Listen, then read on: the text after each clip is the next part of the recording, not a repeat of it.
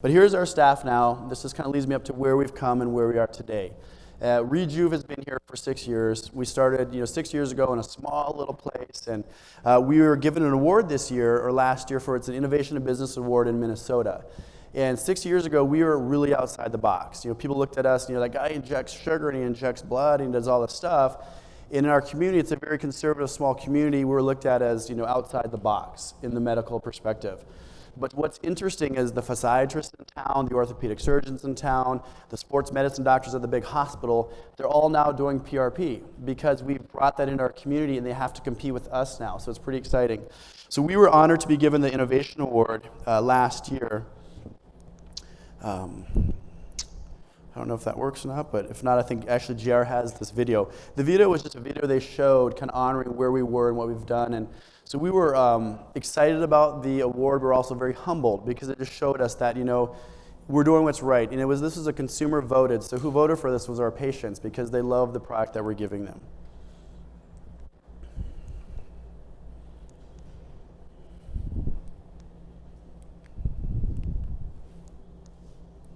All right, batteries. Are you guys able to advance, or is there? Okay, there we go. So just our story. Again, we started in a small little place, 6 years ago. This is where maybe some of you are, or some of you want to get to. And at that point, when we first started, we had about 1,000 square feet, and we had 2 exam rooms. I had a front desk person who was my nurse and my manager and everybody else. And it was just a small little space. And then I loved to work out, and my little strip mall space was across from Gold's Gym. So I'd work out every noon, and one of these guys who was a trainer over there was also my patient, and he had good results in his hamstring. So I ran into him in the parking lot, and I was like, hey, what are you doing? He's like, well, I'm down south, but I want to get back here. I've got a wife, and we want to kind of establish our family here. I said, well, JR, I think you'd be perfect to join my practice because I want to bring fitness, and I want to inspire my patients to become better. And through healthy nutrition and weight loss. So Jared said, yeah, that sounds amazing. That's in my wheelhouse. I love to inspire and teach and coach. So he joined us back then. He was my third employee. So that's where we were then, and we started, grabbing more personal trainers in town, grabbing as much talent as we could. And then we had, wow, we've got all this going on. We need to get a space for our gym. So if anybody's been down the road to our CrossFit gym, it's our CrossFit gym. Now, that was our first gym. It was really cool. It was a warehouse. We gutted it, we remodeled it. It was really a fun, kind of sweaty, stinky place to work out. And that was our medical fitness facility in 2010. And here we were in 2014. We opened up. We wanted to bring the whole model together. We wanted to bring in the regenerative with the functional with the fitness under the building you're in today. So this was our project over the last 3 years, is to create something that we really think is going to be where healthcare should go.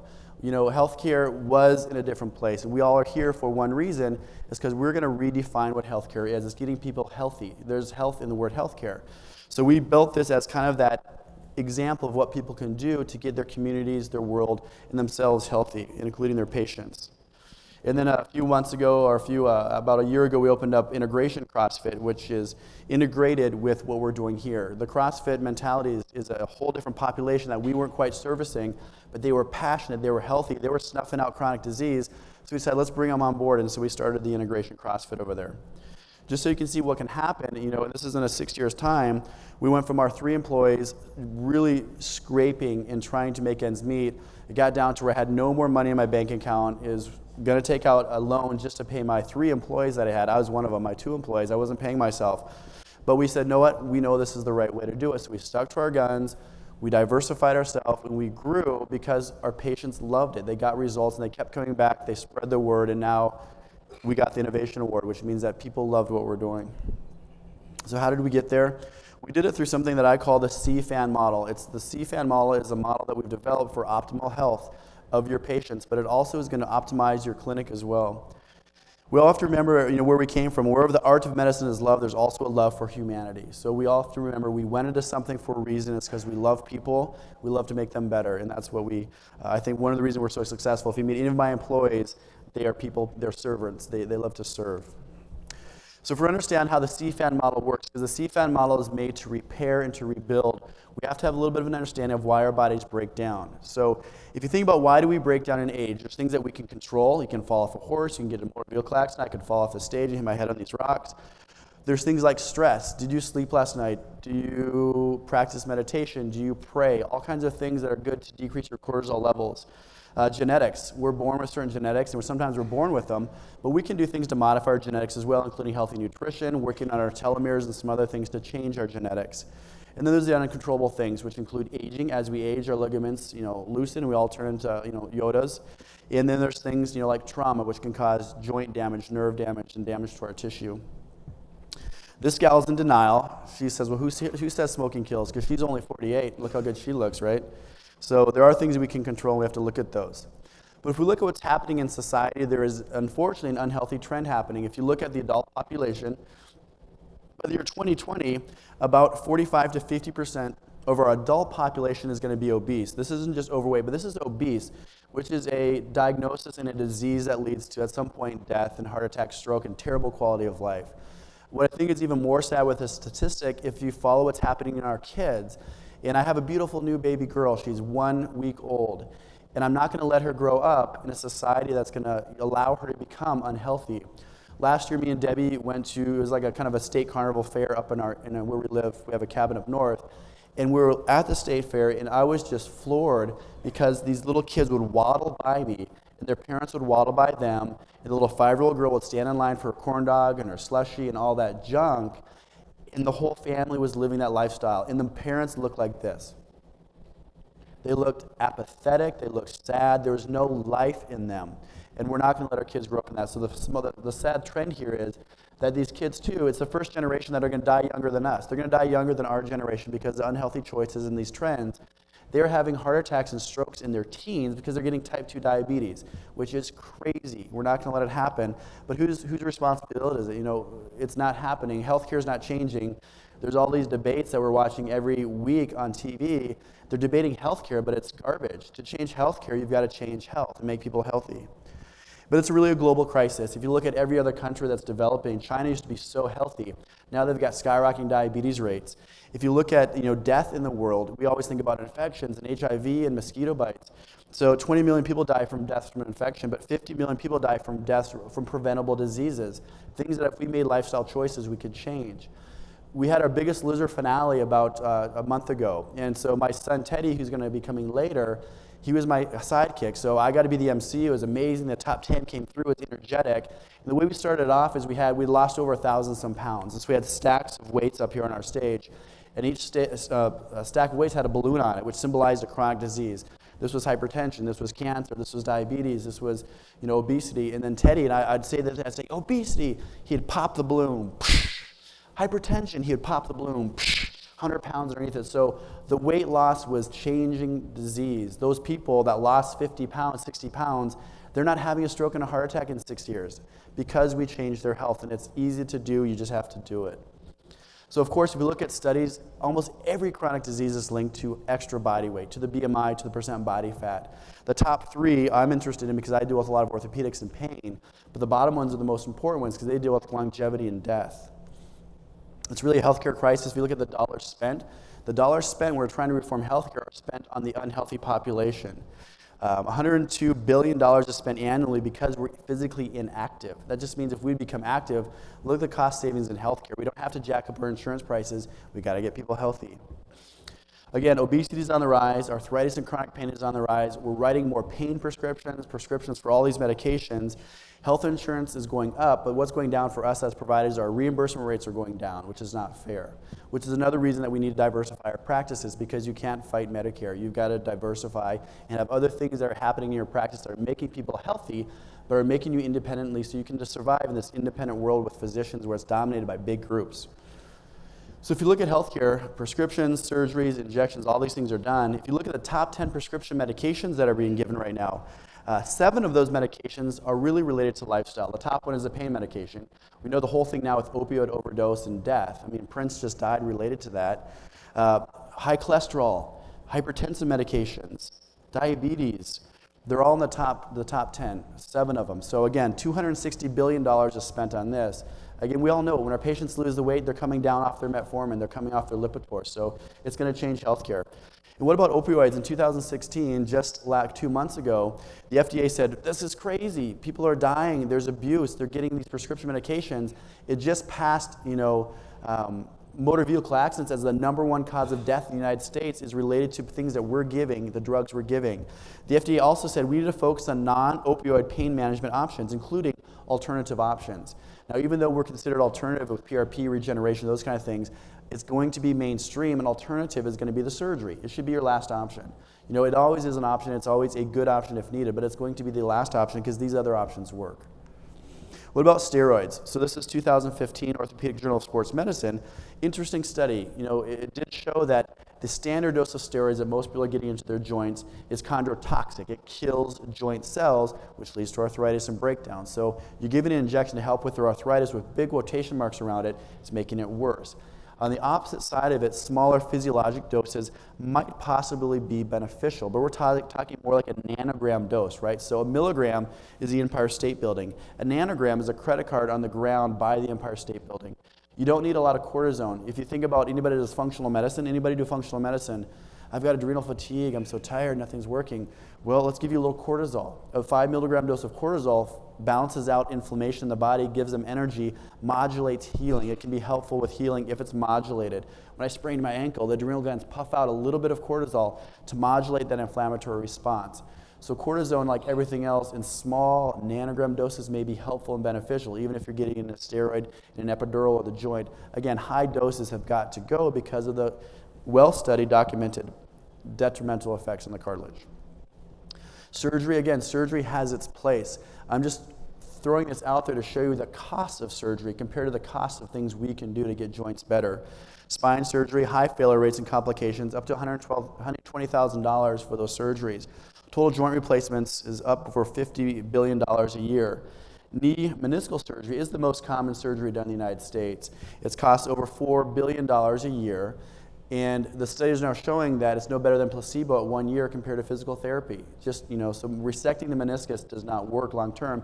And we know resecting the meniscus makes the arthritis progress faster. So it's really healthcare to solve the crisis. It's imploding. We know it is. Everything's going crazy. We're debating about it. How do we fix it? We need to really focus on the preventable diseases. How can we prevent the problems that are causing the deaths, the medication prescriptions, the surgeries?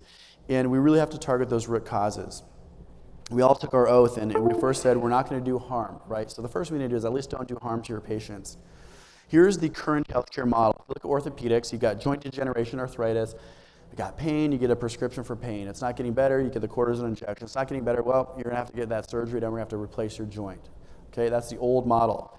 The primary care, so people come in to see their primary care physician. They're so busy, you got 50 patients going through the office a day. You know what, I'm just feeling a little bit blue. I'm depressed. I just don't have the energy I used to have. Prozac, antidepressant. It's given out like butter. It's overly written. That's the old model. What about if we look at the community health? I talked about going to the state fair and being so sad about what I saw, but there's poor nutrition. They're dropping FIAD. No one's exercising. No one is being educated on simple carbs and complex carbs and how to eat. There's no accountability in our society as well for what's happening. It's all acceptable. So we really need to find a new healthcare model. And this is what I'm saying. You need to find a medically fit healthcare model that is going to change healthcare. So we're focused on regenerating joints, not replacing them. Let's focus on functional medicine, optimizing people's hormones and the nutrition, getting them eating well, and then we got to get people moving. Movement keeps the joint fluid, it burns calories, it loosens things up, and it's needed for health. So it really comes down to this, that CFAN model is balancing things out. We've got degenerative forces that are every day breaking us down and we're aging, but we also have technology and things to do to regenerate our bodies. So all we have to do is flip that pendulum over to healing, which is very exciting. This is our biggest loser. This is last year's winner, and he did amazing. So here he is beforehand. He lost 60 pounds. He lost over a quarter of his body weight. Here's Aaron at the finale. Aaron's got little kids. He influences his family. He influences his wife and his friends. He now is a pinnacle of health. He comes to the gym all the time. He's a hard worker, and he's maintaining his losses because he's learned how to do it through changing his habits, eating healthy, and consistently exercising. But he's changed his kids, and that's what's also makes me very excited and passionate about that. So to do this, we have to focus on what I call the CFAN model. And the biggest circle in the CFAN model is cell health. If our patients aren't healthy, they're not going to regenerate. Who injects people that smoke? You always try to get them to quit smoking, right? That's obvious. Also get them exercising and eating right. So we're going to talk about what cell health is. The F is for functional movement. So how are they? Are they tight? Are they weak? Are they dysfunctional? Your physical therapists, your DOs, and the chiropractors in the room, you guys know functional movement. It's part of the model to get people healthier. The next is the articulation. This is the kind of fun stuff. This is the PRP and the stem cells. We've got the technology and the research to regenerate joints. That's the A. The N is for the nerve health. This is kind of like the last frontier. We're finding that nerves can cause problems with the body breaking down. It influences healing, and of course it causes a lot of pain. Tomorrow I'm going to talk a little about how nerves influence healing. So let's dive into cell health. So cell health comes down to a few things. Medical fitness, are people moving? Are they eating well? Are they practicing functional medicine? Are they optimizing their insides? So again, Hippocrates was so wise, right? He said, if we could give every individual the right amount of nourishment and exercise, we would have found the safest way to health. He also said, walking is man's best medicine. Brilliant, right? And that was how long ago? So medical fitness is really essential to change health. We need it to decrease body fat. We need to increase lean muscle. That's going to snuff out our chronic diseases. It's also going to optimize our regenerative outcomes. And to understand where we got there, we have to look, well, how did we get here? And if you have children, you know how much they like their iPads. You know how much they like to sit there and play the Wii or the Nintendo. The problem is we've lost physical activity. Kids aren't using their brains in a creative way. They're on little pads and they're not moving. So we've lost a lot of physical activity. 60% of our days are spent sitting in lectures, listening to people talk about their businesses and not moving. So that's why we're going to have workouts for you guys and keep you moving. But again, we want to move. TVs and computers, of course, are dominating. Technology is amazing, but unfortunately, we all have iPads, we have iPhones, we have microwaves, we have remote controls. We're not moving as much as we used to. The good thing about exercise is that it benefits every system, from oxygenating our cells to decreasing our cancer rates, decreasing the pain with arthritis. It's all out there. This is a study in 2016 on arthritis of the knee. People that lost weight and exercised for 48 months, they slowed the progression of their knee cartilage degeneration, and they improved their symptoms just from exercise and weight loss. There's a ton of studies on back pain. This could go on tons and tons of slides showing back pain and exercise and movement. We'll move on now to nutrition. Nutrition is the next part of cell health. Nutrition is, of course, how we eat. Hippocrates also said, let food be your medicine and medicine be your food. Medical food, we've got a booth in the back talking about food and how we can eat to heal our bodies. The World Health Organization, this is back in 2003, looked at the epidemiology of chronic disease, dietary standards, energy metabolism, and the cost of illness. And they concluded this, that physical activity and nutrients can interact in various ways that influence the risk and pathogenesis of several chronic diseases. Obvious, but it's been stated publicly by the World Health Organization. Let's follow it, right? When it comes to healing, we all want to get our patients to heal better, right? We want great outcomes with our regenerative procedures. And you have these two patients coming into your office. In the back of your head, one time you sigh, and the other patient you're going to smile with because you know who's going to be easier to treat, right? So nutrition is truly that cornerstone of health. The cornerstone of healing is the cornerstone of your weight loss program, your corporate wellness programs. This is the cornerstone to it because nutrition is needed. Those proteins are the building blocks. Those amino acids are needed to rebuild tissue. You need healthy, good fats to modulate inflammation and increase the inflammatory response around our nerves. We need the right amount of micronutrients and antioxidants in our system as well. What's really interesting is if you eat healthy, you can affect gene expression. So we talked a little bit about how genes are uncontrollable. I'm going to reverse that. I'm going to say, you know what? There's something called epigenetics, which means we can change our gene expression. There's something else called nutritional epigenetics, which means how I eat changes which genes in my body get turned on. So when I eat healthy, I might turn on those genes for longevity or decrease my risk of hypertension or turn off that cancer gene. What's even more exciting and also on the other side more scary is there's something called transgenerational epigenetics. That means the decisions I'm making when I go to Pizza Ranch or the decisions I make when I go to Panera are going to influence what genes get turned on, what genes I pass on to my children, because you turn on a certain gene, it gets genetically encoded, you pass it on to your kids. So how we eat, how we act, how we exercise affects what we pass on to our children. So it also starts with us. It's educating us and our community and then inspiring our kids to move and be healthy. So how did we get here? If you look at what's happening with our diets, if you look at now compared to 50 years ago, to 100 years ago, to 200 years ago, we're having a lot more sugar, a lot more saturated animal fats, a ton of decrease in our fruits and our vegetables and our good carby type of complex carbs. If you look at the early American diet, so when I was talking about that place where I visited that had all the kids that were waddling, it was on an Indian reservation. And so the unfortunate thing with our Native American populations, they were the healthiest, the most robust population that we had. They were fighters and survivors. And they scavenged, they hunted, they fought, and they had no diabetes. And now that population, when you go up to my cabin area, there are diabetic centers, there are dialysis centers, and it's a small little town. Everybody's getting dialysis. It's just a sad population. Then you got the pre-industrial diet, right? So now we started to, it was pre-industrial, so we started to maybe get some cows in a little pen, and we would milk the cows. We had a lot more dairy. You couldn't make a lot of refrigeration yet, but you would definitely store a lot of stuff with salts and fats and lard and those kind of things. But you also worked a lot back then. You farmed and you planted and you gardened, and there wasn't a lot of chronic disease then that was plaguing us. Until we got into that industrial revolution, it was great. Wow, we had microwaves, we had stoves, we got a deep freezer back in the 1950s, and so you could freeze ice cream, you could put mayonnaise in the cupboard, you could do all kinds of stuff and keep it there forever, and you could snack a lot. So the calories started to go up. And now where we're at right now, I call it the SAD diet, the standard American diet, the Western diet, is a ton of sugar. Over 160 pounds on average is what we have in America. A lot of refined white flours, everything's got flour in it and gluten, all the stuff that rots our body, and a lot of vegetable oils. Has anybody ever seen That Sugar movie? I just write it down and look at it sometime. It's inspiring because it was this guy that ate a, quote, healthy diet for about 3 months. And so what he would do is he would eat light yogurt. I'm going to have some light yogurt. I'm going to have some of this. Oh, this is fortified. It's recommended. It's some cereal. It's got a good thing there stamped by blah, blah, blah. And so he'd eat, quote, health food from America. A lot of it was prepackaged. But he developed a fatty liver. His cholesterol skyrocketed. He was apathetic and fatigued. He had no energy, and he was eating, quote, health food. So it's very interesting what the sugar and what that did to his body. Again, those refined carbohydrates, they block when you have over 10 grams of sugar in one setting. This is refined sugar. It blocks your growth hormone, which decreases the repair in our bodies. Of course, if you keep flooding yourself with a lot of sugar, you start developing insulin resistance, which means your body doesn't sense the insulin, so the pancreas jacks up the insulin.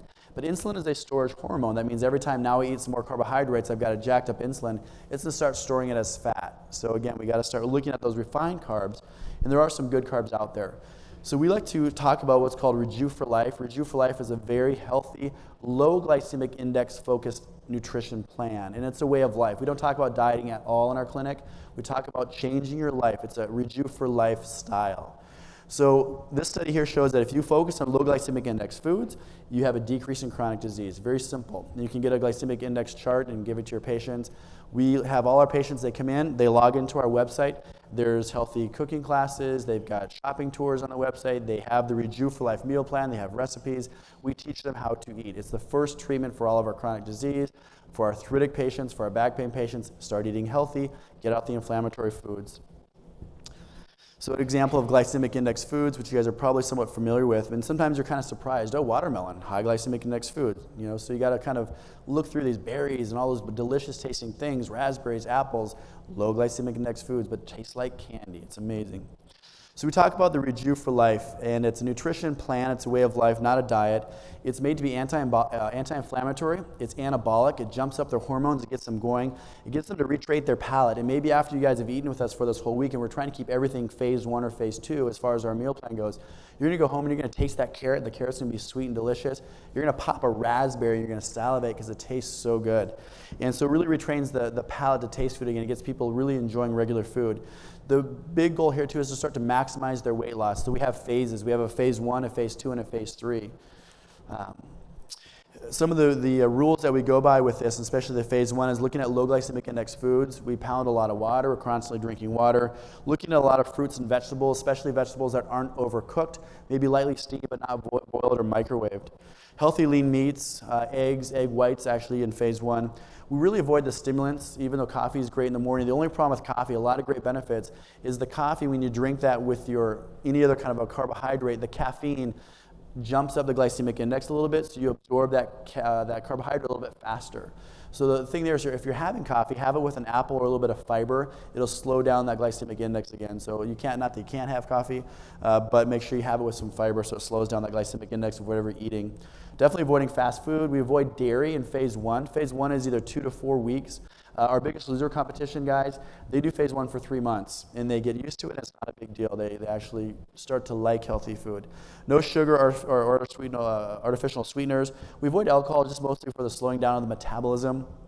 Organic is always controversial. We tell people if it's got a peel on it, probably go organic. If you actually peel it and you can eat it without the peel, you can probably go without organic, but if you can go organic, go that way. Just an example of how we tend to eat. We tend to eat smaller sizes more frequently, and we sometimes will recommend having a little something before you go to bed.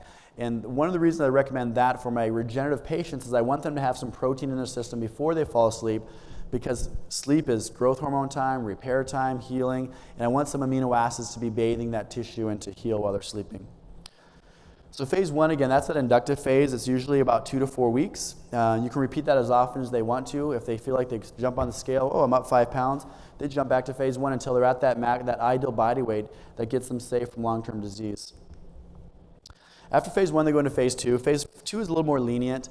That means they'll bring back a little bit of quinoa, some brown rice. They might bring back some cottage cheese. They're still really trying to avoid a lot of the glutens and a lot of the dairy because that can be very inflammatory. Dairy actually blocks a little bit of their thyroid production, which makes them more fatigued and slows the metabolism down as well. And after phase 2, they go into phase 3. So phase 3 is really the maintenance phase. Most of us that work at Rejuve, we're going between phase 2, sometimes phase 3. Sometimes we'll hop to phase 1 if we have challenges. And you can go back and forth, but you get your patients to that healthy lifestyle. They're energetic. You've optimized hormones along the way, and then they can maintain. And we all cheat. We all go out. We all have fun. But then you jump back in the wagon the next day, and you're back on your phase 2 or phase 1. The next part of cell health is optimizing your hormones, which we're going to hear some amazing lectures on functional medicine and how that's so important. So I'm just going to touch base a little bit on this and talk about hormone optimization. Whoa, what's that? So this is me. I don't know who put that in there.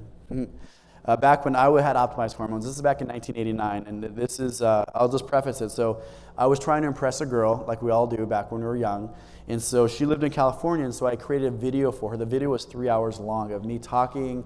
I do solos, a rock star.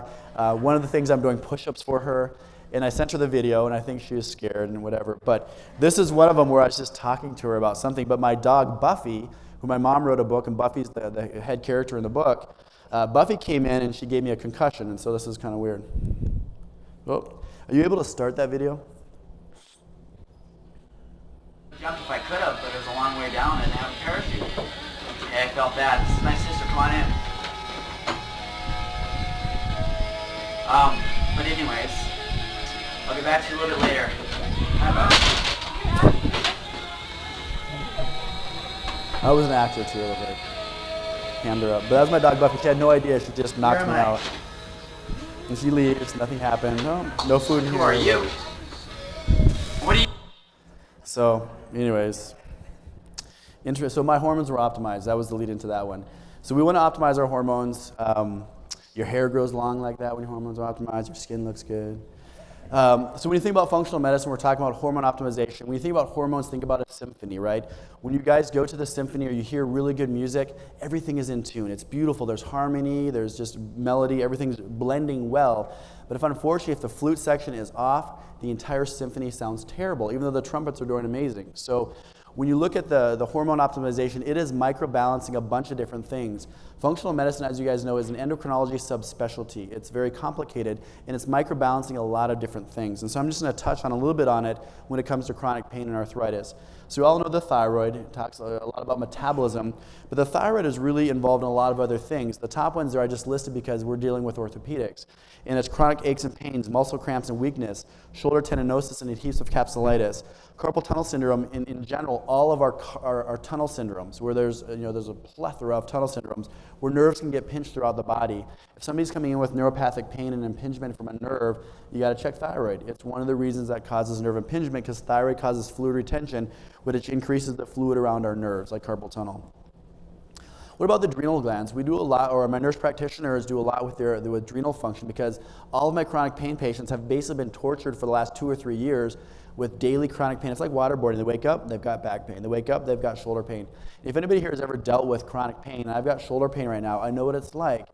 You're always just, again, another day, I can't do what I love to do. It wears you out. a lot of these people, if you look at their adrenal function, they look like this. They've got a low adrenal profile, which means for a while they fought the pain, their cortisol was high, they felt pretty decent, they had energy, but after a year or two, their body couldn't fight anymore and their adrenals were not making cortisol. What happens then is their pain gets worse and they feel more lousy and they have less energy. So if you have a chronic pain patient, you aren't checking an adrenal function, and I always ask my patients, what's your energy level on a scale of 1 to 10? 10's a high school cheerleader, 0 is low. And they always say, oh yeah, I'm probably about maybe a 4. My personality is, I usually am really optimistic, but I feel like I'm a 4. They've got a lot of stuff going on, so check some labs on them. The sex hormones, estrogen, progesterone, testosterone, DHEA, sex hormones aren't sexy. Sex hormones help your body heal, they help you repair, they're anabolic. They do a lot more things besides sexual function. They do a lot with energy, they do a lot with mental clarity, they do a lot with stamina, fat loss, and lean muscle production. So you want to get people balanced as well using bioidentical hormones. Vitamin D is an obvious one. If you look at the benefits of vitamin D, it's everywhere. Everything in yellow affects us in sports medicine, orthopedics, and pain. Fatigue, joint pain, muscle spasm, weakness, headaches, fibromyalgia, tendinosis, bursitis. Those are the yellow ones. We can see all the rest of the things that are affected by vitamin D.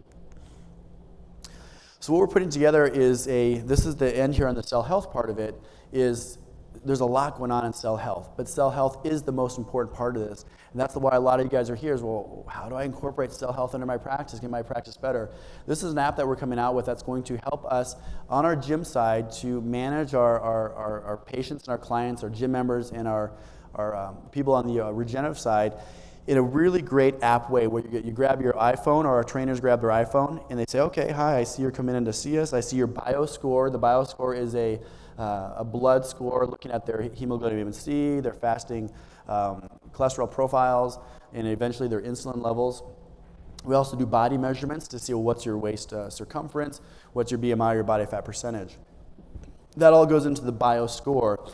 The outside part of the bioscore app where they can click on and see the different things. For example, someone's coming in and they want to know, well, how fit are you? They can click on our fitness part of the app, and it talks about their levels of fitness, which I'll explain to you in a second what the levels of fitness are. Or, wow, how have you been eating? You click on the nutrition side. Oh, I see you're on phase 2, but you've been doing a lot of cheat meals. So we're going to have an accountability calendar where they keep track of their weight and their diet and how they're eating, so the trainers and their physicians can keep them accountable to the way they're eating. On the goal and accountability side, that's more the psychology of weight loss, and we're going to have both secular and faith-based videos for people to watch with a psychologist, teaching them about food addictions, teaching them about breaking barriers, how to overcome things, goal setting. So we're going to have these online videos teaching people how to overcome all this stuff so they can really be held accountable. The goal side, too, will have little apps that ring on your iPhone. Oh, make sure you eat healthy today. Or, hey, do you know you look beautiful? So it's gonna pump them up. It's going to make them feel accountable. It's going to make them feel amazing. It's going to be really fun. And then the medical side of it just tells them what's happening. So, for example, if I send someone over to my gym side and I want my trainers to train them, I don't know all of my trainers' skills and knowledge bases. This brings all their knowledge bases up to a certain level. But it also tells my trainers, hey, this person has a bad back. My physical therapist has put into the app all the different exercises that she would recommend for someone with back problems or knee problems or ankle issues or neck pain. So then they click on that, oh, I say, here's your workout plan for the day. If you look over here on the wall, there's all these levels of fitness bands on our beam over there. Those levels of fitness are also in here too. So someone's coming to work out with us, they might start as a white belt, and I don't want my trainers overworking them, so they can click on, oh, here's all your white belt level exercises you can do, from Pilates to plyometrics to CrossFit to barbell training. All those exercises have been demarcated on the levels that the trainer should be working on for that patient. So really want to decrease injury and increase longevity. So just to summarize that, we have the external and internal bioscores that go into that. The external are measurements. The internal are all blood parameters that everybody going through our gym or going through our weight loss programs or going through our corporate wellness programs, we take their bioscores. We want to also quantify for the rest of the world how successful this is. So we're going to have data points that we can publish showing, hey, people go through our model, this works, this is changing healthcare. So everybody going through it too, when we first started on the gym side, my biggest frustration was the trainers' knowledge bases were here. They had different philosophies on nutrition, they had different philosophies on everything. We needed to standardize the product so when people come through the gym, when we talk about things, when people come through the clinic and we talk about things, we're talking about the same knowledge bases, and everything needs to be evidence-based, researched, and work. So what I put together was a series of lectures, and so it's just like going to college. So all of our clients, if you've seen our videos playing in the lobby or up on the screen, it's all me talking about education. And it goes through the level 101 classes, which correlate with the white band on the fitness levels, up to the black belt level, which is high knowledge base and also high fitness level. So they test out on all of these as they go through. What that does for your patients or your clients or your gym members is it does a few things. One, it gets them healthy. It teaches them about nutrition, about psychology, about things.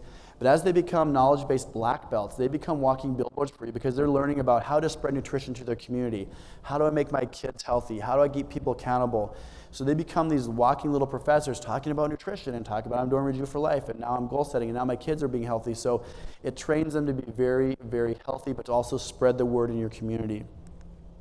So those educational levels go right along with the levels of fitness. So when they come in as a white belt, we're talking about basic nutrition, we're talking about movement, we're talking about biceps and triceps.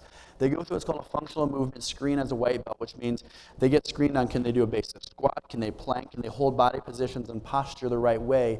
If they can't, our trainers know as a white belt, well, here's how I'm going to train you, because eventually we want to become a red or a black belt. The other thing that this belt system does for your clinic is that it creates dependency on you. You don't want them to come up and I'm going to sign up for a 3-month package and I'm going to go and go somewhere else. You want them to sign up for a lifetime package with your clinic, with your gym. So this gives them goals. It gives them things to shoot for. To become a black belt, it might take them 2 years. If you've done karate, it takes a while. But they're always working towards something, and it's fun. They wear their little bracelets. Hey, I just got my black belt. But it's neat, and it's really well done. The app also shows their limitations, which we talked about. So if someone's training my patient and they've got heart disease, well, they wear a heart rate monitor, and we have the monitor of everybody in the gym is displayed up there on the screen if they want to. It's called My Zones, and it shows the trainer what their pulse is, so they can keep them in that parameter based on the app because they have diabetes or heart disease. It also is going to tell if they've got orthopedic conditions, psychological conditions, so that we can be more in tune with our patients and our clients when we're training them. Here's what it's going to kind of look like. This is our old BioScore. It's all on paper. The new one's going to be all digital, and it's going to have a lot of clicks that expand with calendars and motivational things. So the benefits to your patients, of course, with medical fitness is they feel good. They're snuffing out their chronic disease. It's helping with their joint pain and their back pain. It's making them healthier people. This is just a study on low back pain and exercise. It's shown to be very beneficial. As far as why you as a provider would add medical fitness to your practice, well, there's an increased cost of healthcare, increase in obesity rates, the increase in arthritis and chronic pain, the diabetes, the hypertension, the cholesterol, the cancer. It's all out of control. Right now we're writing, not we as in us, we as in the general healthcare community are writing too many prescriptions and doing too many surgeries that could be treated in different ways. Our patients are coming in, they're apathetic, they have no energy, and our patients are looking for something. You know, a lot of this is consumer driven because patients don't want the old model, they want the new model. Benefits to you. The other day I was working out upstairs and I felt like a lion. It was weird. I've got these big pictures of lions upstairs by our daycare, and I really wanted to roar. It was like I just wanted to go roar. And I don't know, the trainers had a vote and they said I'm the second loudest person in the gym when I work out. I don't care. You know, so I make noise, I grunt, but it's because I feel euphoric when I work out. I'm an addict. I don't care if I admit it. So exercise is great. Every noon hour, I have off an hour and a half from 12 to 1:30, and I come over here and I work out. I wear my earbuds. Nobody bothers me, and it's my time to roar. So it's great. There's a huge benefit to you as well when you work out. When it comes to adding things onto your practice, I like the analogy of a Lego, because you can have your base chip that you already have, and you start adding on, you click on these Legos, and you can pick whatever Lego you want to build your practice. Some of the different Legos you can put on there on the medical fitness side of it is weight loss and health restoration. You can do corporate wellness, which I think is a great thing, because if you start medical fitness and you're teaching people how to be healthy, that's 1-on-1, that's 1-on-10. When you teach these corporations to be healthy, those are big accounts if you can land those, because you're teaching these corporations to be healthy, and that is a revenue stream, but then they're also coming to see you for their work comp injuries and all kinds of other things. So corporate wellness, once you've added medical fitness, is a no-brainer. And then there's things that you just give back to your community with kids fitness, you know, pregnancy classes, fit mama classes. We do a lot of sports performance, and is this all right? We do a lot of sports performance. So in the summertime, this is going to be transformed, and we have a bunch of other locations where we're going to be doing a lot of sports performance. Is this kind of going in and out? Is it bothersome? Nader, can you help us out? Check one.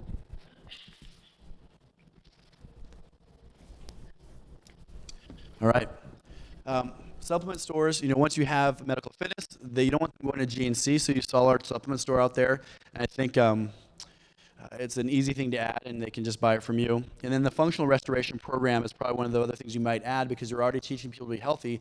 That's more of a work comp program where you have people come in, they go through all of your services, they see your dietitian, they see you in the clinic, they see your personal trainers, and they do this work hardening program, which is paid through the work comp. So when we talk about the fitness and the weight loss side of it, and I think there's going to be a lot more talks expanding on how to do this in your practice, is we all usually start with one-on-one personal training, and that's how we did as well. And that is amazing. It's personal. It's effective. But eventually for your business, you're gonna branch out. You're going to do one-on-4 training, and eventually you're going to do boot camp training. That's why we're having our lecture hall in our gym, because our gym has got a lot of open space. We can train up to 30 people on that turf with one trainer's salary. So when you start developing, okay, how am I going to add this? And even our little spa over here, when you guys when you have a chance, go into our little studio. Our studio is made to be awesome because it's hot infrared heat. You can do yoga in there. You can do spin. You can put TRX bands from the ceiling. You can train up to about 15 people in that small little space, very effective, with low cost, low overhead, and one trainer. So start thinking small and then build bigger. You can do online classes, breaking barriers classes. We have weekly shopping tours. We do weekly cooking classes for our clients, and it's just part of being a member. There's no upcharge for that. It's just a service we add, a value. Then as you start getting more stuff, you want to add more Legos, you can do gym memberships, CrossFit, hardcore sports performance. You can get a dietitian, and you can add some fun stuff like infrared yoga. Again, corporate wellness is a great thing to add. It's relatively low overhead for you because you've already developed the programs. You already have the staff to do it. You're just plugging them in and you're selling these corporations, hey, increased productivity at work. You're going to have less sick days. You're going to have much more healthier employees. And you're going to recruit better employees because you have a healthy wellness program in your organization. So it's actually not that hard to sell. And a lot of these companies, they're looking for something to give to their people and make them more healthy as well, because this is the trend. Healthy is really trendy. Hardcore sports performance, we've talked about that. Weight loss and health restoration program is something you're definitely want to develop because you want a formalized program. If you look at our program, it is half cash-based. Again, we want to diversify. We want to survive in a system where insurances are going down. So half of our health and restoration program, or our weight loss and restoration program, is cash-based.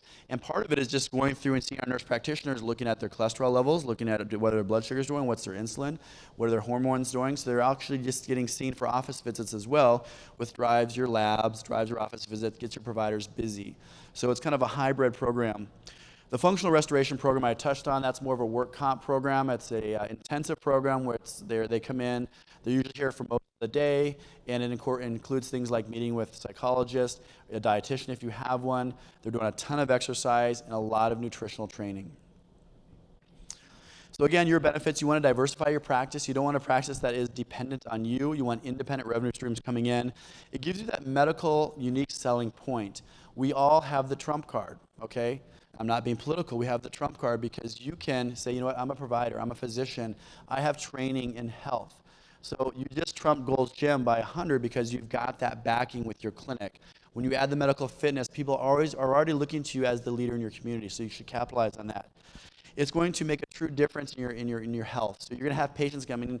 If anybody's ever hanged out with me in the gym, patients are smiling at me, they're waving, they're happy, it's energetic.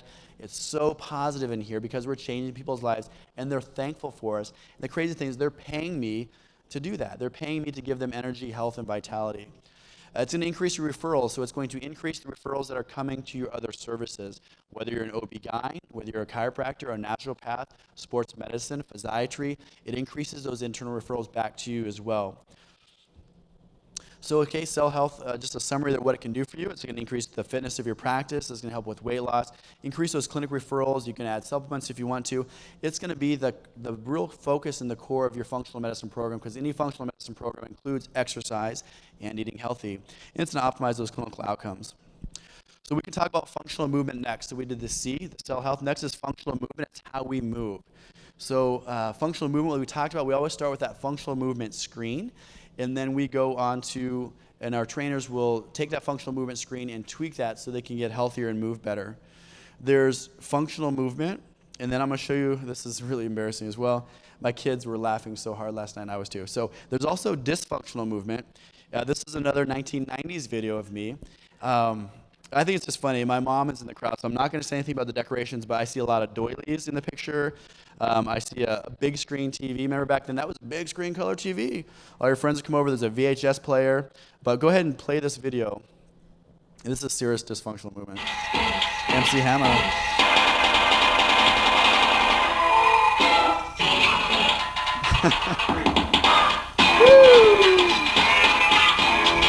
Yep. So, anyways, and I still have that tank top, but thank you. So dysfunctional movement is not good. Bad patterns like that, that's why I have a bad shoulder. But anyways, when you have dysfunctional movement, it leads to instability, it leads to breakdown. So if you look at why, again, our body ages when it comes to aging, trauma, those types of things, it creates instability. Aging and trauma causes our joints to loosen a little bit. When joints loosen, they grind. When they grind, they break down. If you look kind of a schematic of a knee, this could be your football player. He's a star player. He gets an MCL sprain his senior year. He's out for a few months. He goes on, has a pretty good college life. But, you know, he's in his late 20s, and he's starting to get some knee pain. You get the x-ray, he's got moderate arthritis of the medial compartment. I've never, I don't know what happened. Well, he had that MCL sprain back in college. He's had a chronic instability of his MCL, which has now degenerated his medial compartment. So you always go back in time, 10, 15 years with arthritis, because something is breaking them down abnormally. Same thing can happen in a spine. We all see motor vehicle accidents. Or do you have a history of fall, trauma, car accident? Yeah, back when I was in my 20s, I had a bad car accident. And now she's 35, severe degenerative disease in her neck. She can't turn it, and she's got a lot of degeneration happening. So there's that history of trauma, which caused instability. Instability caused dysfunctional movement. Dysfunctional movement led to breakdown in the body. So what about fascia? Fascia is a big part of functional movement, and we're talking about tensegrity. So when we talk about the old model of anatomy books, like the Netter's awesome, right? That's why I went to med school. I actually wanted to be a Frank Netter. But that's not right. It's not just this is connected to this, separate, this is connected to this. It's all blending together. So fascia is the largest system in the body. It's a system that touches all other systems. Has anybody read Anatomy Trains? I asked this question yesterday, and a few people had. It's a really neat book talking about how everything is related through fascia. And that means that everything is encased in fascia. It encases our muscles. It encases all of our nerves as well. And the fascia touching our muscles is continuous with our nerves. This is interesting. If you look at information conduction, we always think, oh, nerves conduct information. It's the fastest thing in our body, goes from our brain to our foot. You know what conducts information at 720 miles per hour, the speed of sound, is fascia. So when I'm walking and I almost sprain my ankle, that tells my shoulder to do this real quick to balance me out. Fascia is that fast. It's like a string. It tells things what to do. And then that's also connected to the nervous system. The fascia is also connected to the capillaries, which helps with the, getting hormones through our body. So everything is connected. So this just tells you the interconnected web of fascia with capillaries and collagen. It all is connected. It all tells each other what to do. Hormones tell tissue what to do. Tissue tells the nervous system what to do, and it's all interrelated. It's all the tensegrity of the functional movement. So how do we treat that? Functional movement assessment, we talked about that. Exercise and fitness is crucial to getting people to move right, because when they're strong, they've got good pelvis muscles and good glutes, they can do a functional squat. They can go up and down stairs. Physical therapy is a big part of what we do here, because we get people moving and exercising. Manipulation and alignment, if you're a DO or a chiropractor, you've got a skill that a lot of us don't have. It's great. Ligament and joint stability, well, instability leads to degeneration. Let's prolotherapy, PRP those ligaments and those tendons and get functional movement back again. So how functional movement can benefit your practice? Through maximizing your physical therapy referrals, gets people fitter. It optimizes clinical outcomes, and it can be part of your functional medicine program as well, because functional movement and functional medicine have the same first word. So what about articulation? So the CFAN model, the A is for articulation. So this is why a lot of people think, they fly in to see us at Rejuve because we do stem cells. Well, that's part of what we do, but we do the rest of the model, but the articulation gets all the kind of press. So what is articulation in the model? That's the hyaline cartilage. It's the cartilage that covers the joint, which we now know with studies we can regenerate. It's the disc and the labral complexes. So we have the meniscus in the knee. Meniscus is held by coronary ligaments. We have the TFCC in the wrist. There's little ligaments that hold that little piece of cartilage together. We have labrums in the shoulder and hips. Those are all articulation things that we can actually affect and have a positive influence on. Articulation is also the joint capsule. The joint capsule helps with gliding movements of the joint. And then we have ligaments inside the joint, inside our sinus tarsi and our ankle and our knees, and the ligamentum teres in the hip, which are all part of articulation. So what do we have at our fingertips for articulation treatments? Well, we have the old standard. We can do steroid injections at high doses that aren't very helpful. We can do lubricating injections, which I kind of like because it's kind of a segue. It gets people in your clinic. It gets them liking and trusting you, and it gets you talking more about regenerative procedures in the future once they've seen you. And then we have regenerative treatments like prolotherapy, PRP, stem cell procedures. And now we're finding that our nerve blocks aren't just blocking pain, they're having an effect. So I've included nerve blocks and different types of nerve treatments as a regenerative joint treatment. So the different treatments we have, of course, in the press, the French Open's coming soon. We're all excited about that, or at least 3 of us are excited about that. And so a lot of professional people are getting PRP and stem cells because it works. They have less downtime. Time is money for professional athletes, but we all deserve that same amount of treatment or the same quality of treatment. So what is prolotherapy? If you look at the Webster's Dictionary, it's the rehabilitation of an incompetent structure, such as a ligament or tendon, by the proliferation of new cells. So it proliferates new cells. And that was the definition, but now that's starting to be backed up by data as well. What about PRP? So PRP is when we take bloods, we concentrate down those platelets. Platelets have a bunch of growth factors that then get released and stimulate the body's natural recruitment of stem cells and stimulate the body's normal, natural, 3-phase healing response. So when it does that through stimulating the normal healing response, and it uses your own body's stem cells to do that. So PRP is kind of a catalyst that jumpstarts the healing response. Eventually, stem cells come to the area and start to bind and heal. All the growth factors found in PRP. PRP's history has been used for a long time, and it's probably over 20 years, probably more like 30 years. It started in dentistry, ENT, maxillofacial surgery, ophthalmology, urology, wound healing, cosmetic surgery, cardiothoracic surgery, and now, of course, we're using it for orthopedic surgery and bone and joints. They used to, and they still do, they'll mix it with their surgeries as well, because they're finding when you mix PRP with a total knee replacement or an ACL tear, they have a faster recovery, they have less infections, and they have better outcomes. And so they're actually starting to mix it with their surgeries as well. And then there's stem cells. So stem cells can come from bone marrow or fat. You're taking this amazing little cell that has the ability to bind and stick and turn into whatever it's put into. And we know that all stem cells are pretty much the same, but how they're delivered is different. And that's part of the reason that you guys are here as well, is, well, how can I get better outcomes clinically? And this is from our book, which obviously shows in the shoulder. This is the anterior shoulder. This is the posterior shoulder, that we're not just squirting in the joint. We believe in tensegrity. We're hitting the capsules, the ligaments, the tendons, all the other structures that stabilize. So success from these procedures comes from proficiency as well. So the evidence with prolotherapy, this is an exciting slide. It says we have level 1 evidence in a lot of different areas using just concentrated dextrose. So pretty exciting, from the knee to the hand to tennis elbow, all those have good studies. And PRP, there's evidence there as well, from the Achilles tendon to the elbow to the rotator cuff to the plantar fascia. I think some of the exciting stuff is when you start getting to joints like knees and hips. The fact that we can actually increase cartilage in knees and hips was something 10, 15 years ago we thought you can't do that. It's cortisone or knee replacement. Stem cells is the newest one as well, and there's a lot of evidence coming behind stem cells. There hasn't been around as long, so not as much out there, but the studies are showing positiveness in the knees, rotator cuff, hip, lumbar disease, and ACL. Centino in 2008, a study in pain physicians showed significant cartilage growth, decreased pain, and increased joint mobility using stem cells in the joint. This is a review article looking at, I can't remember, they had over 200 different articles that they looked at. They concluded with osteoarthritis that there's promising results, and there shows there might be an alternative mean to treat arthritis. This is 2014. How are we delivering it? Through ultrasound and fluoro, we can be very accurate on where we're putting these cells, so we can maximize the delivery, get it where it needs to go, and increase our clinical outcomes. The nice thing, too, about ultrasound and fluoro is it is increasing, I think, our respect in the communities when we're talking to other orthopedic surgeons and people, is that we can see pathology, we can deliver our tissue transplants, PRP or stem cells, to the pathologic tissue. Here's just an example of a stem cell treatment using ultrasound, where I'm dripping, with a dripping technique, the stem cell onto the cartilage. You can kind of see it glistening as it drips in there. So just to touch base on this, so when we drip arthritis, we do a lot of bracing. So I want to, at some point, to go back and see our brag rep back there, because when we talk about knees, if I drip this onto his cartilage and his medial compartment, and I say, hey, it was great, we'll see you in 3 weeks, how you're doing, he just goes and walks away. All those cells that I put in there are just going to scrape right away, because he's got medial compartment arthritis and he's compressing his medial compartment. So anybody that has knee osteoarthritis, and if it's unilateral, we'll get them in a nice unload or brace so that that stem cell has a chance to stick and actually do a job. So we unload, and we actually do non-weight bearing for a few days as well. So articulation, what it's going to do for your practice is going to drive your regenerative orthopedics, of course. It's going to help your physical therapy departments. It's going to optimize your clinical outcomes. If you have a pharmacy, if you add that ever, it's going to help generate your pain cream referrals. Anybody getting injections with us, they have a little package they take home with them that has their recommended supplements.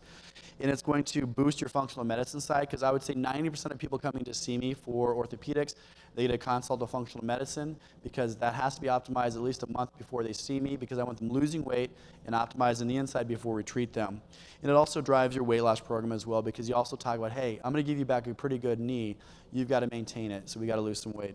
And they actually like having those conversations because they already know that they need to. The last thing we'll talk about here is the nerves, which is the final frontier.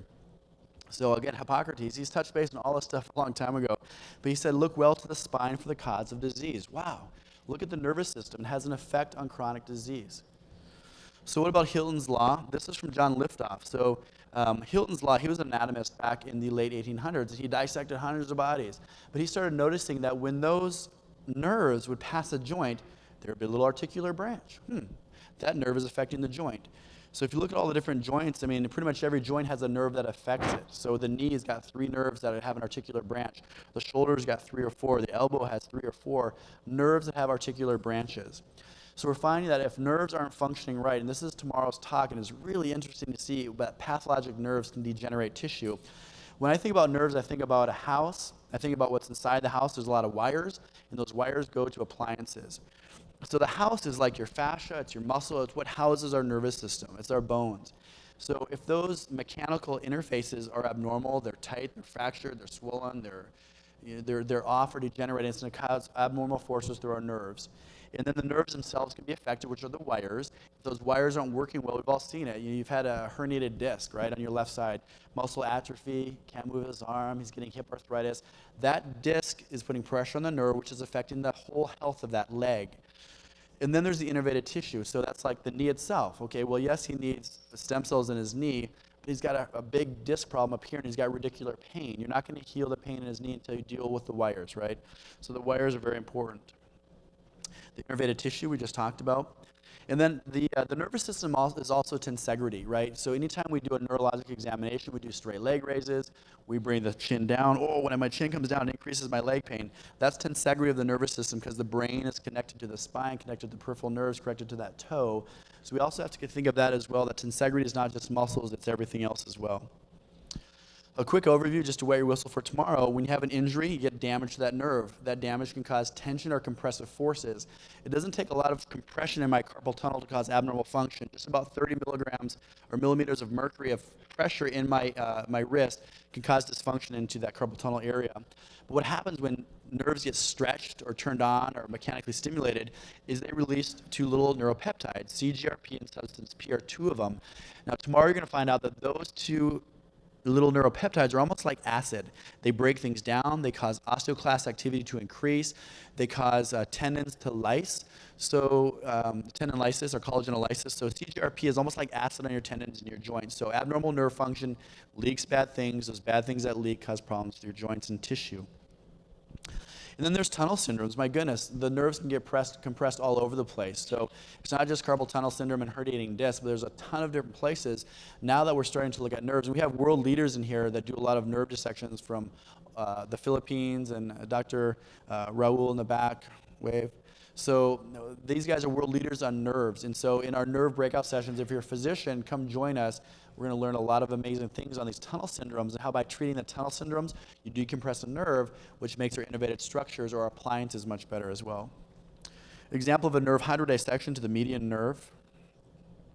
Here's the effects of that TRPV1 it can have on, this is the patellar tendon. It can cause neovascularization. It can cause collagen-lysis, which breaks down the collagen. Achilles tendon, it's a nerve problem often as well. Treating the nerves around the tendon, a study showed back in New Zealand that you can get the tendon to regenerate by treating nerves around the tendon. The goal there is to block the TRPV1 receptor, which we'll find a little bit more about tomorrow, by different things. We're finding that dextrose and mannitol might actually act as an antagonist to that receptor, block the release of the CGRP and the substance P, and have a positive effect. What about the mechanical interface? What kind of treatments can you do to the mechanical interface? There's physical therapy. You can do alignment, you can do manipulation, you can do bracing, you can do taping. There's all kinds of things you can do to the house, and weight loss is important as well. To the neural structures themselves, you've got to decompress, you've got to release those areas from their fascial strictures. You can do hydrodissections, you can do perineural injections. There's perineural subcutaneous, perineural deep injections, which is more of an ultrasound-guided decompression. You can give them topical compounded pain creams with different things in them that can be helpful. You can give them supplements like omega-3s, right? It's an anti-inflammatory for nerves, so omega-3s are helpful with nerve problems. And then you can treat those appliances. That's where the PRP, the stem cells, the prolotherapy are helpful. So the nerves drive your practice because it increases your regenerative orthopedics. It helps with your chronic neuropathic pain. It optimizes your clinical outcomes. It can drive your pharmacy and also with your supplements. So the goal then with that CFAN model is to really restore health. And again, the cell health is the most important part of that. Looking at the weight loss, the fitness, the nutrition, the hormone optimization. Then there's the functional movement, the nerve health, and the articulation, which follow behind it. And I label these 1, 2, 3, 4, because this is how I relate. When a patient comes in to see me, well, how are you going to treat me? How are you going to do this? Let's start with number 1. It's the cell health. Let's do this for a little while. The next thing we're going to do is we're going to work on your functional movement. I'm going to get to the physical therapy. We're going to work on how you have these dysfunctional patterns. Next, I'm going to work on your nerves. If there's any nerve issue contributing to the problem with that joint, we're going to fix your nerves. And then finally, they all fly in to see me for stem cells and PRP. We're going to deal with this last. And they really appreciate that because they want to go through that. They want to come out of this whole situation much healthier. So just so you guys know how we do it in the clinic, typical, clinical note, somebody's coming in, cervical pain. We do an initial assessment, and then we look at their MRIs, those types of things. And then we do a review of systems that is based on the CFAN model. So we talk about cell health in our review of systems. We talk about their functional movement, their articulation, and their nerves. Are they eating healthy? Or do they exercise? Are two very common questions that we always ask. So with the assessment, we'll do a normal assessment. And then also in our plan, we have a templated plan that is based on the CFAN model as well, so that we make sure it's for me, but it's also for my new hired physicians. It's for my medical assistants, so that they are all cognizant when they're talking to my patient that they're asking these questions. So we've just templated into our medical record system. So this patient, the CFAN model, well, we're going to get some labs. She's got a bad neck. Does she have Lyme's? What's her SED rate? Is there another inflammatory process going on? The next thing is they're getting to see my nurse practitioner because this person's in chronic pain. They said their fatigue is, they're a 2 out of 10. Let's see if, Valerie or anybody or Julie can help you out with that. We all get the Reju for Life meal plan. I'm going to give you the website. Here's a login, username, and password. Go ahead and log into that. We're all going to be talking about this on your follow-up visits. So I want to make sure you're eating healthy. We're going to talk about number 5. I want you to start doing a daily exercise program. I need you to start moving, and I need you to start eating better. In fact, why don't you start a journal, because I'm going to have you see a personal trainer. They're going to review your journal. We send them to physical therapy for their functional movement. The articulation, we sure talk about their treatment options. Here's the options you have for you. You're coming in to see me. Yes, someone's recommended surgery. That is an option. We could do cortisone shots. Here's the stats on cortisone, and we can talk about regenerative treatment. So I give them the plethora of options, and you already know what they want, but you want them to know that you're open-minded. And then you're going to talk about the nerves. So is there a topical pain cream or something you can give them to tide them over, to break their pain cycles, to help them feel better? Is there something you can give them, a supplement or something to help modulate their pain a little bit? And then in this case, is there any kind of a nerve block? So we did some peripheral nerve blocks. You can do trigger points or something to modulate their pain, so then you can eventually treat them the way you want to treat them. It's kind of just a schematic of how the whole model works and some of the things that we add to it. So the answer to the real crisis here is getting a healthcare model that is going to change the future of healthcare.